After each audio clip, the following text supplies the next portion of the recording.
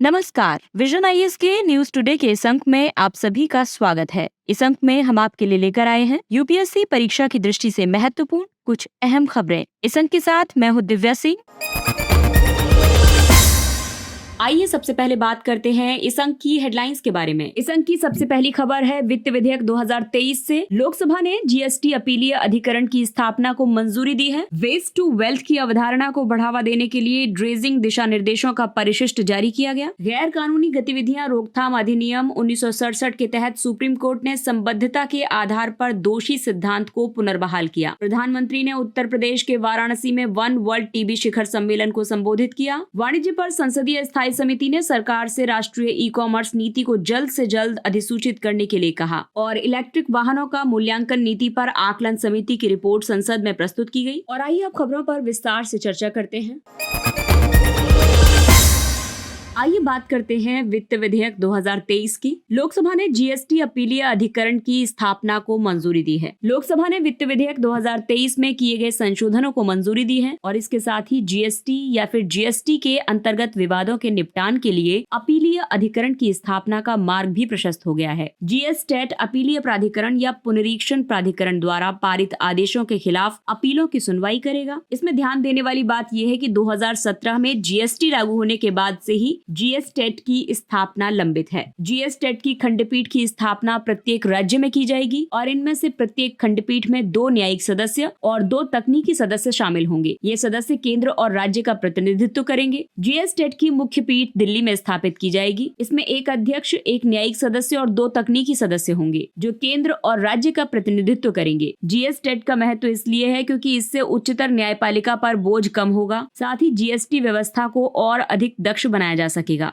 वर्तमान में जीएसटेट की अनुपस्थिति में उच्च न्यायालय जीएसटी से संबंधित विवादों की सुनवाई करते हैं। इससे पूरी प्रक्रिया महंगी हो जाती है और समय भी ज्यादा लगता है। वित्त विधेयक 2023 में किए गए अन्य प्रमुख संशोधनों के मुताबिक म्यूचुअल फंड में निवेश, जहां किसी भारतीय कंपनी के इक्विटी शेयरों में 35% से ज्यादा का निवेश नहीं किया गया है, इसको अब अल्पकालिक पूंजीगत लाभ के रूप में माना जाएगा। इसके अलावा पेंशन प्रणाली पर वित्त सचिव की अध्यक्षता में एक समिति का गठन किया जाएगा। यह समिति कर्मचारियों की जरूरतों को संबोधित करेगी और राजकोषीय विवेक बनाए रखेगी। भारतीय रिजर्व बैंक से अनुरोध किया जा रहा है कि विदेशी यात्राओं के लिए क्रेडिट कार्ड से भुगतान को उदारीकृत विप्रेषण योजना के दायरे में लाया जाए और इससे इस खर्च को स्रोत पर कर संग्रह के दायरे में लाया जा सकेगा। पूंजीगत लाभ कर की बात करें तो ये किसी पूंजीगत परिसंपत्ति की बिक्री से अर्जित किसी भी लाभ या मुनाफे पर दिया गया कर है। कैपिटल गेन्स टैक्स यानी पूंजीगत लाभ कर 2 तरीके के होते हैं। एक है अल्पावधि पूंजीगत लाभ कर और दूसरा है दीर्घकालिक पूंजीगत लाभ कर। ये short term capital gains tax उन कर परिसंपत्तियों पर लगाया जाता है जिन्हें व्यक्ति 1 वर्ष की अवधि से पहले ही बेच देता है और लाभ या मुनाफा कमाता है। वहीं दीर्घकालिक पूंजीगत लाभ कर उन परिसंपत्तियों पर लगाया जाता है जिन्हें व्यक्ति 1 वर्ष की अवधि के बाद बेचता है और लाभ या मुनाफा अर्जित करता है। अगला टॉपिक है अपशिष्ट प्रबंधन से संबंधित। वेस्ट टू वेल्थ की अवधारणा को बढ़ावा देने के लिए ड्रेजिंग दिशा निर्देशों का परिशिष्ट जारी किया गया है। पत्तन, पोत परिवहन और जलमार्ग मंत्रालय ने ड्रेजिंग यानी निष्कर्षण क्षेत्र में वेस्ट टू वेल्थ की अवधारणा को लागू करने के लिए प्रमुख बंदरगाहों के लिए ड्रेजिंग दिशा निर्देश 2021 का परिशिष्ट जारी किया है। इन दिशा निर्देशों का उद्देश्य ड्रेजिंग उद्योग में किसी भी नए प्रवेशकर्ता को उचित और समान अवसर प्रदान करना है और साथ ही वैज्ञानिक रूप से ड्रेजिंग की लागत का पता लगाने के लिए भी निर्देशित है। ड्रेजिंग झीलों, नदियों, बंदरगाहों और अन्य जल निकायों के तल से तलछट तथा मलबे को हटाने की प्रक्रिया है। Dredging corporation of India limited Bharat में प्रमुख बंदरगाहों के लिए अग्रणी ड्रेजिंग सेवा प्रदाता है। इसे 1976 में स्थापित किया गया था। वेस्ट टू वेल्थ का उद्देश्य है अपशिष्ट से उपचार के लिए प्रौद्योगिकियों की पहचान करना, उनका विकास करना और उपयोग करना। इससे अपशिष्ट से ऊर्जा का उत्पादन किया जा सकेगा और सामग्रियों का पुनर्चक्रण किया जा सकेगा तथा मूल्यवान संसाधनों की प्राप्ति हो सकेगी। वेस्ट टू वेल्थ मिशन प्रधानमंत्री की विज्ञान, प्रौद्योगिकी और नवाचार सलाहकार परिषद के 9 वैज्ञानिक मिशनों में से एक है। इसका नेतृत्व भारत सरकार के मुख्य वैज्ञानिक सलाहकार के कार्यालय द्वारा किया जा रहा है। वेस्ट टू वेल्थ का महत्व इसलिए भी है क्योंकि इससे अपशिष्ट प्रबंधन के लिए आर्थिक रूप से व्यवहार्य चक्रीय आर्थिक मॉडल का निर्माण होगा। इससे भारत में अपशिष्ट प्रबंधन सुव्यवस्थित होगा। ये विज्ञान, प्रौद्योगिकी और नवाचार का लाभ उठाकर स्वच्छ भारत मिशन और स्मार्ट सिटी मिशन को बल प्रदान करेगा। साथ ही ये स्वच्छ और हरित पर्यावरण बनाने में मदद करेगा।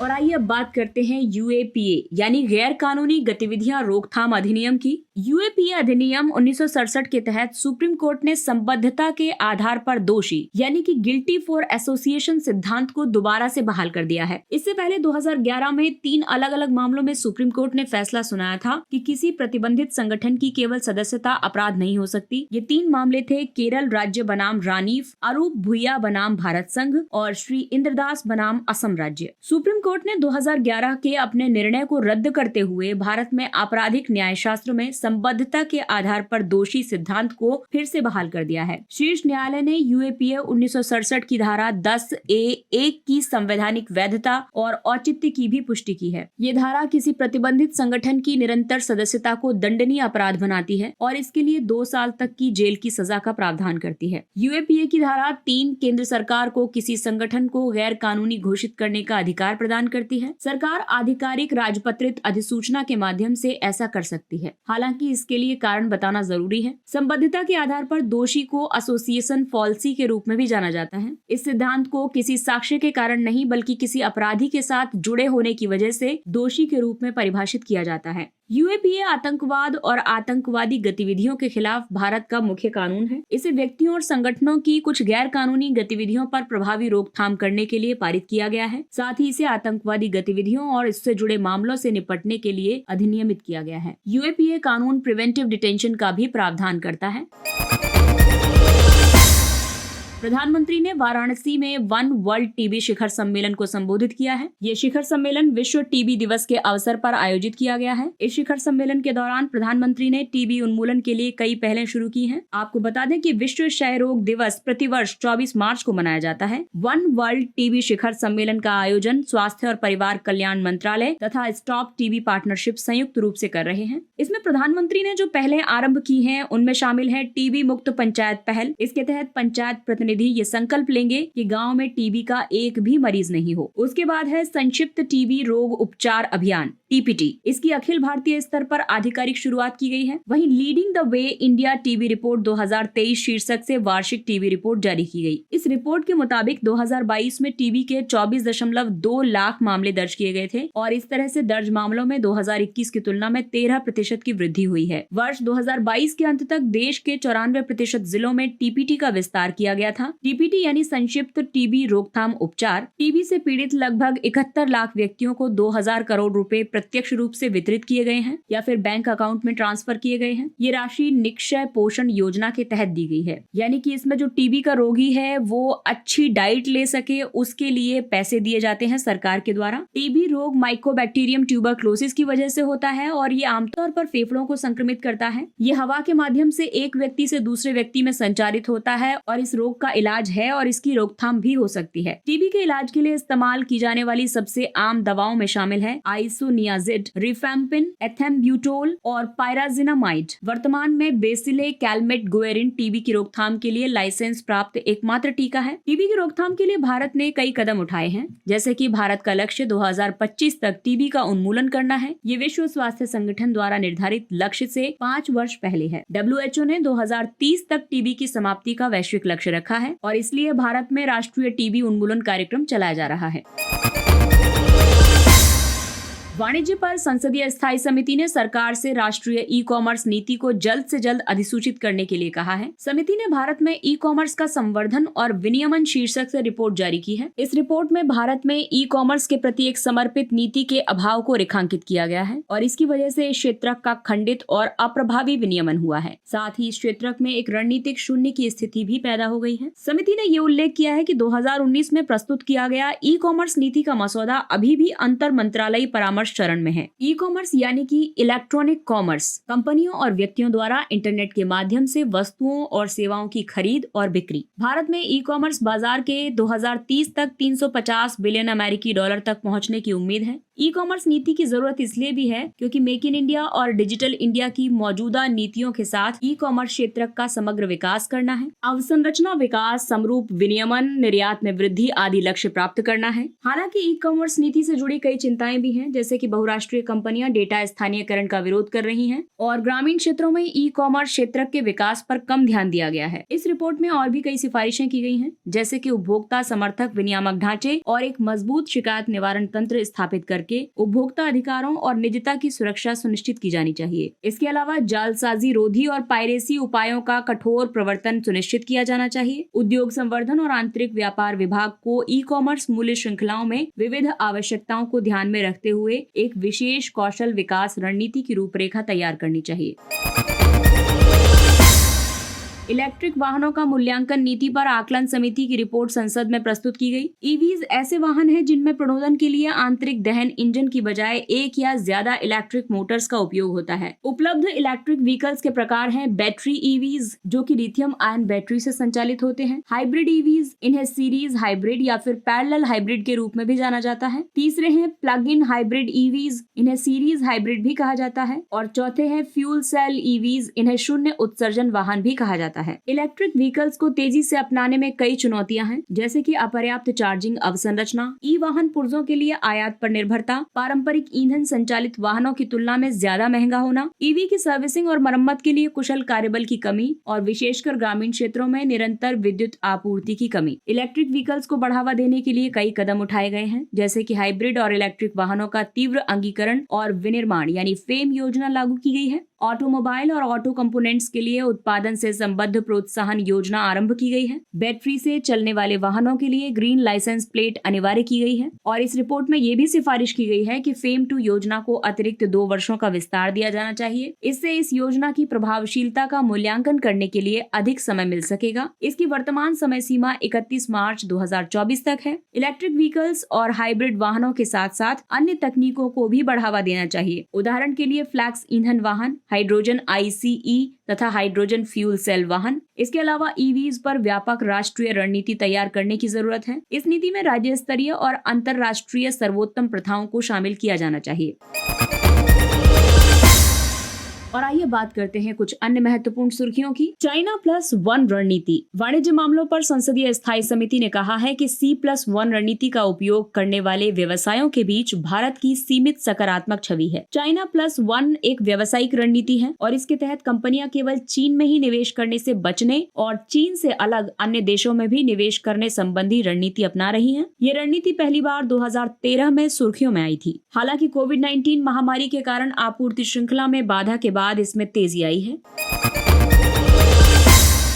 अगला टॉपिक है new development bank. New development bank के बोर्ड ऑफ गवर्नर्स ने सर्वसम्मति से ब्राजील के पूर्व राष्ट्रपति को अपना नया अध्यक्ष चुना है। इसका मुख्यालय शंघाई में है। NDB एक बहुपक्षीय विकास बैंक है। इसे एक समझौते के माध्यम से स्थापित किया गया था। इस समझौते पर फोर्टिलेजा में आयोजित 6ठे ब्रिक्स शिखर सम्मेलन के दौरान हस्ताक्षर किए गए थे। इस बैंक का परिचालन 2015 में शुरू हुआ था। 2014 में ये क्वेश्चन UPSC में पूछा भी गया था कि फोर्टिलेजा घोषणा पत्र जो है वो किससे संबंधित है। NDB का उद्देश्य उभरते बाजार और विकासशील देशों में अवसंरचना और सतत विकास परियोजनाओं के लिए संसाधन जुटाना है। इसके सदस्य हैं ब्राजील, रूस, भारत, चीन, दक्षिण अफ्रीका, बांग्लादेश, संयुक्त अरब अमीरात और मिस्र। NDB के क्षेत्रीय कार्यालय जोहान्सबर्ग में अफ्रीका रीजनल सेंटर है, साओ पाउलो में अमेरिकाज रीजनल ऑफिस है, मॉस्को में यूरेशियन रीजनल सेंटर है, गुजरात में इंटरनेशनल फाइनेंस टेक सिटी यानी गिफ्ट सिटी में इंडिया रीजनल ऑफिस है। और आइए बात करते हैं प्रधानमंत्री उज्ज्वला योजना की। मंत्रिमंडल ने प्रधानमंत्री उज्ज्वला योजना के तहत प्रदान किए जाने वाले प्रति सिलेंडर पर 200 रुपए सब्सिडी देने को मंजूरी प्रदान की है। ये सब्सिडी 1 वर्ष में 12 रिफिल सिलेंडरों पर ही दी जाएगी। प्रधानमंत्री उज्ज्वला योजना को 2016 में पेट्रोलियम और प्राकृतिक गैस मंत्रालय ने प्रस्तुत किया था। इसका उद्देश्य गरीब परिवारों की वयस्क महिलाओं को बिना किसी जमा राशि के तरल पेट्रोलियम गैस यानी LPG कनेक्शन प्रदान करना है। शुरुआत में इसका लक्ष्य 8 करोड़ रुपए LPG कनेक्शन प्रदान करना था। इस लक्ष्य को सितंबर 2019 में प्राप्त कर लिया गया था और 1 मार्च 2023 तक इसके 9 करोड़ 59 लाख लाभार्थी हो चुके हैं। अगला टॉपिक है व्यापक रबड़ सूचना प्रणाली प्लेटफॉर्म क्रिस्प। रबड़ बोर्ड ने एक मोबाइल ऐप क्रिस्प लॉन्च किया है। इसका उद्देश्य उत्पादकों को रबड़ की खेती के बारे में जानकारी देना और ऑनलाइन समाधान प्रदान करना है। क्रिस्प को केरल की डिजिटल यूनिवर्सिटी के सहयोग से भारतीय रबड़ अनुसंधान संस्थान ने विकसित किया है। क्रिस्प की मदद से किसानों को भारतीय रबड़ अनुसंधान संस्थान द्वारा की गई सिफारिशें प्राप्त करने में मदद मिलेगी और किसान उत्पादन और उत्पादकता बढ़ाने, कृषि लागत में कमी लाने, मृदा की उर्वरता बनाए रखने के लिए और रोग नियंत्रण उपाय करने के लिए सहायता प्राप्त कर सकेंगे। रबड़ बोर्ड रबड़ अधिनियम 1947 के तहत गठित एक सांविधिक निकाय है। ये रबड़ उद्योग के समग्र विकास पर केंद्रित है। ये वाणिज्य और उद्योग मंत्रालय के प्रशासनिक नियंत्रण के अधीन कार्य करता है। अगला टॉपिक है अभ्यास वायु प्रहार। ये भारतीय सेना और वायुसेना का एक संयुक्त मल्टी डोमेन वायु भूमि अभ्यास है। और अब बात करते हैं दक्षिण अटलांटिक विसंगति यानी साउथ अटलांटिक एनोमली की। साउथ अटलांटिक एनोमली पृथ्वी के चुंबकीय क्षेत्र में एक रहस्यमयी विसंगति है। अमेरिकी अंतरिक्ष एजेंसी नासा इसकी सक्रिय रूप से निगरानी कर रही है। साउथ अटलांटिक एनोमली पृथ्वी के ऊपर आकाश में कम चुंबकीय तीव्रता का विशाल क्षेत्र है। ये क्षेत्र दक्षिण अमेरिका और दक्षिण पश्चिमी अफ्रीका के बीच विस्तारित है। ये पृथ्वी के चुंबकीय क्षेत्र में एक डेंट या फिर अंतरिक्ष में एक तरह के गड्ढे के समान होता है। ये साउथ अटलांटिक एनोमली से सीधे गुजरने वाले कक्षीय अंतरिक्ष यान को प्रभावित कर सकता है। उदाहरण के लिए सूर्य से उत्सर्जित उच्च ऊर्जावान प्रोटॉन कणों से टकराने पर उपग्रहों की तकनीकी प्रणालियों में शॉर्ट सर्किट हो सकता है और खराबी आ सकती है। ये महत्वपूर्ण डेटा हानि और यहाँ तक कि स्थायी क्षति के जोखिम में भी वृद्धि करती है। अगला टॉपिक है गंधमर्दन पहाड़ी। ओडिशा सरकार ने बरगढ़ और बालांगीर जिले में गंधमर्दन पहाड़ी श्रृंखला को जैव विविधता विरासत स्थल घोषित किया है। गंधमर्दन पहाड़ी औषधीय पादपों का कोष और ओडिशा का आयुर्वेदिक स्वर्ग माना जाता है। यहाँ दो ऐतिहासिक स्मारक हैं, उत्तरी ढलान पर नृसिंहनाथ मंदिर और दक्षिणी ढलान पर स्थित हरिशंकर मंदिर। अपने इतिवृत्तों में ह्वेनसांग ने पहाड़ी मंदिर को परिमल गिरी नामक बौद्ध विरासत स्थल के रूप में वर्णित किया है। संशोधित इलेक्ट्रॉनिक्स विनिर्माण क्लस्टर 2.0 योजना। केंद्र ने कर्नाटक के लिए तीसरे इलेक्ट्रॉनिक्स विनिर्माण क्लस्टर को मंजूरी दे दी है। इसे धारवाड़ जिले में स्थापित किया जाएगा। इससे 1500 करोड़ रुपए का निवेश आकर्षित होने और 18,000 से ज्यादा लोगों को रोजगार मिलने की उम्मीद है। इसे इलेक्ट्रॉनिक्स और सूचना प्रौद्योगिकी मंत्रालय ने 2020 में शुरू किया था। EMC 2.0 योजना के उद्देश्य हैं गुणवत्तापूर्ण बुनियादी ढांचे के लिए उद्योगों द्वारा सामना की जाने वाली अक्षमताओं को समाप्त करना, भारत को इलेक्ट्रॉनिक्स विनिर्माण हब बनाने के लिए एक मजबूत इलेक्ट्रॉनिक्स विनिर्माण इकोसिस्टम विकसित करना। ये रेडी बिल्ट फैक्ट्री शेड्स या प्लग एंड प्ले इंफ्रास्ट्रक्चर सहित सामान्य परीक्षण सुविधाओं के साथ विश्व स्तरीय अवसंरचना बनाने के लिए सहायता प्रदान करती है। इसका लक्ष्य एंकर इकाइयों और उनकी आपूर्ति श्रृंखलाओं को आकर्षित करना है। और आइए बात करते हैं सुर्खियों में रहे व्यक्तित्व के बारे में। चारू चंद्र बोस या फिर चरण चंद्र बोस भी कह सकते हैं। इनका जन्म खुलना, जो कि अब बांग्लादेश का हिस्सा है, इसमें हुआ था। वे एक क्रांतिकारी और स्वतंत्रता सेनानी थे। इन्हें अलीपुर बम कांड में फांसी की सजा दी गई थी। चारू चंद्र बोस दिव्यांग थे और वे अनुशीलन समिति से जुड़े हुए थे। वे एक क्रांतिकारी संगठन युगांतर के भी सदस्य थे। उन्होंने कोलकाता और हावड़ा में अलग अलग प्रेस तथा समाचार पत्रों के लिए भी कार्य किया था। चारू चंद्र बोस साहसी और देशभक्त होने के साथ साथ मजबूत दृढ़ संकल्प वाले व्यक्ति भी थे। इसके साथ ही ये अंक समाप्त होता है। अगले अंक में फिर मुलाकात होगी कुछ अन्य महत्वपूर्ण खबरों के साथ। तब तक अपने लक्ष्य के लिए तत्पर रहिए और अगर आपको हमारा कंटेंट अच्छा लगता है तो इसे लाइक, सब्सक्राइब और शेयर जरूर करें। और अब हमें यानी विजन IAS की पूरी टीम को दीजिए इजाजत। नमस्कार।